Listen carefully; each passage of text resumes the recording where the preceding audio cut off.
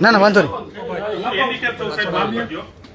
અત્યારે અમારી રજૂઆત એવી છે કે ભાઈ કોઈ જગ્યાએ ધન સુનાવણી કર્યા વગર અત્યારે એમઆરસી નો લેટર લઈ અને ટીડીઓ કે રેવન્યુના મામલતદાર આવે અને ડાયરેક્ટ એવું પૂછે કે આમાં તમારે શું કરવાનું છે, તો સમજી લ્યો અમને કોઈ વસ્તુની ખબર જ નથી. તો 2025 ની અંદર જે કઈ આ પરિપત્ર બહાર પડ્યો છે રાજપત્ર, એની અંદર અમારા ખેડૂતોને કોઈ પ્રકારની વસ્તુની જાણ કરેલ નથી કંપની દ્વારા કે સરકાર દ્વારા.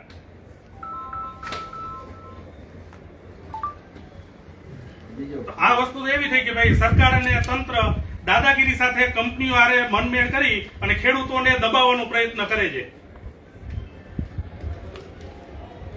બીજી રજૂઆત સાહેબ એવી છે કે જે તે રીસર્વે કરવું છે ને એ જરૂરી છે. રીસર્વે જેના ખેતરમાં થાંભલો આવે છે ને એની માલિકી હકીકતે નથી. નામ કોક બીજાનું છે થાંભલામાં અને માલિકી કોક બીજા, નોટિસ બીજાને જાય છે, થાંભલો બીજામાં આવે છે. રીસર્વે પહેલા થશે તો જ આગળ હાલશે બધું, ત્યાં સુધી આગળ ચાલશે નહીં. અને સમાજના કેટલાક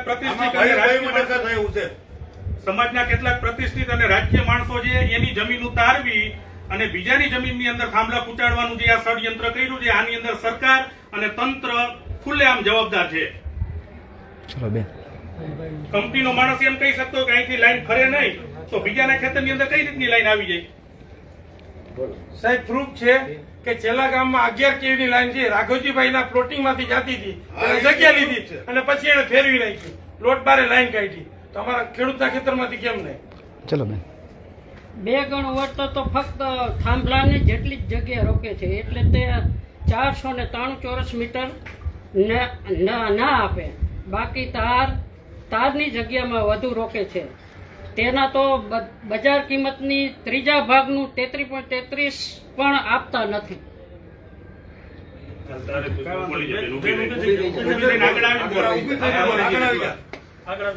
મોટું શહેર હિત સામે વીજલાઈન લોકોને વીજળી આપવા કે પછી કૃષિ પ્રધાન દેશોમાં ખેતી કરીને લોકોને ખરાબો પૂરો પાડવામાં આવે છે. વીજલાઈન બીજ ઉત્પાદન સરકારી ખરાબા કચ્છ રણ વિસ્તારની જમીન વગેરેમાંથી પસાર કરો.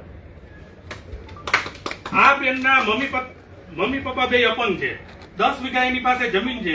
આની જવાબદારી કોણ લેશે? સરકાર, કલેક્ટર કે અદાણી અંબાણી? એના ખેતરની અંદર વીજકોલ આવે, આ દીકરીને એના બેનભાઈ બેયનો ભણવાનો ખર્ચો કોણ ઉપાડશે? સરકાર અમને લખીને આપે તો અમે અત્યારે એને લાઈન ફોડવા દેવા માટે તૈયાર છીએ. આ 10 વીઘા જમીન જે બેન પાસે છે એની જવાબદારી કેની? એના મમ્મી પપ્પા બે અપંગ છે.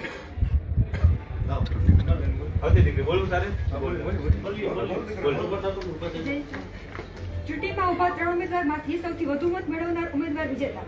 હરાજીમાં સૌથી વધુ બોલનાર વેપારી. આપણી ઈચ્છા હોય તો આપણે માલ આપીએ છીએ. તો પછી માર્કેટિંગ કમિટી MRC માં 3 વેલ્યુઅરના રિપોર્ટમાંથી નીચી જમીન બજાર કિંમત નક્કી કરનાર વેલ્યુઅરની બજાર કિંમત શું કામ ધ્યાનમાં લઈને ખેડૂતોના ખેતરની બજાર કિંમત નક્કી કરવામાં આવે છે? બીજું સાહેબ એક છે કે તમારો બંગલો વેચવો હોય તો એની કિંમત કોણ? તમે કરો કે હું કરું? તો મારી જમીનની કિંમત કોણ કરશે? ઓકે બેન, આવી જાઓ. સાહેબ મારી એ રજૂઆત છે. ભારત સરકારનો રાજપત્ર વીજ કંપનીઓને 25 વર્ષની મજૂરી આપે છે, માટે 25 વર્ષ પૂરા થાય પછી વીજ લાઈન ખેડૂતોના ખેતરમાંથી ફરજિયાત કાઢવામાં આવે. ચલો ને આમાં સર જોવા જઈએ ને તો કે 4/7/2026 નો ગુજરાત સરકાર ઉર્જા વિભાગે જે પરિપત્ર જાહેર કર્યો ને, પેલા તો એ પરિપત્ર જ ખેડૂતોને માન્ય નથી. એમાં ઘણી બધી ખેડૂતોની માગણી છે, એ માગણી મુજબનો પરિપત્ર રજૂ નથી થયો. એટલે એ દરેક જે ખેડૂતની માગણી હતી, કેટલા 24 મુદ્દા છે ને, આ 24 ની તમામ માગણી છે, એ તમામ માગણી ડીપ બાય ડીપ એક એક વસ્તુ આમાં આવેદનપત્રમાં લખેલી છે સાહેબ માગણીમાં. અને એમાં મુખ્ય માગણી ખેડૂતોની એ છે કે આ ટ્રાન્સમિશન લાઇન પ્રોજેક્ટ છે ને, એ લાખો ખેડૂતો, ખેતમજૂરો અને પશુધનને જીવનું જોખમ છે. એમાં લાખો પરિવાર આવી જશે, કારણ કે આ ખેડૂતની ફળદ્રુપ જમીનમાંથી કાઢે છે. સવારથી સાંજ સુધી ખેડૂતને કામ કરવું. તો પહેલી પ્રાયોરિટી એવી આપો કે અહીંયા દરિયાકાંઠો છે, રણ વિસ્તાર છે, એવી જમીનમાંથી લાઈન પસાર કરવા. એ શક્ય ન હોય તો અંડરગ્રાઉન્ડ જે વિસ્તાર અમુક એવા છે જ્યાં દરિયાકાંઠો ખરાબો નથી, તો એ અંડરગ્રાઉન્ડ દ્વારા લઈ જવામાં આવે, મોનોપોલ ટાવર ડિઝાઇન કરવામાં આવે, એવી રીતે પસાર કરવામાં આવે. અને તેનું વળતર જે આમાં આવેદનપત્રમાં આપણે ખેડૂતોએ લખેલું છે, બજાર કિંમતના 4 ગણાની માંગણી છે. થાંભલો હોય તો ભલે, કોરિડોર હોય તો ભલે. બરોબર, આ માંગણી સાથેનું આવેદનપત્ર છે, આપી દે બધા બેનો સાથે.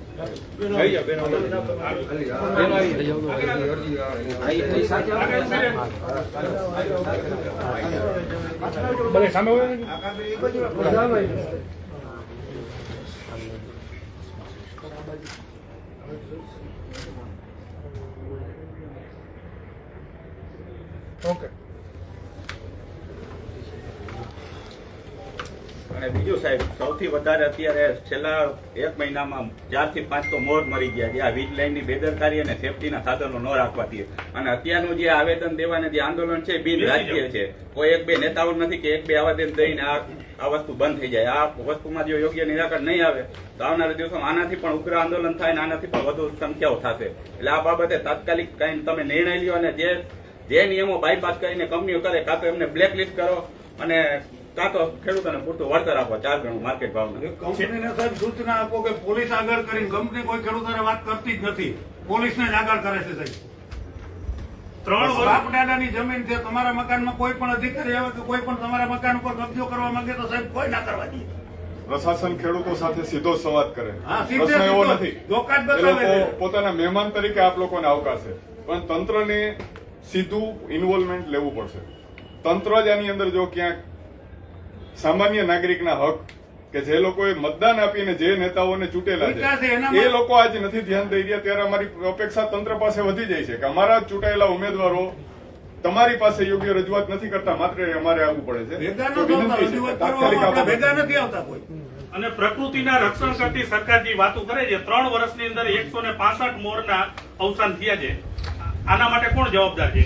અને અમે તમને સ્પષ્ટ કહી હાથ જોડી વિનંતી કરીને જાય છીએ કે જ્યાં સુધી યોગ્ય નિર્ણય નહીં આવે ત્યાં સુધી કંપની વાળાને અમારા ખેતરમાં ગરવા નહીં દઈ, પછી પોલીસ સાથે તંત્ર સાથે રાજકીય રીતે ઘર્ષણ થાય તો એના માટે તંત્ર પોતે જવાબદાર છે.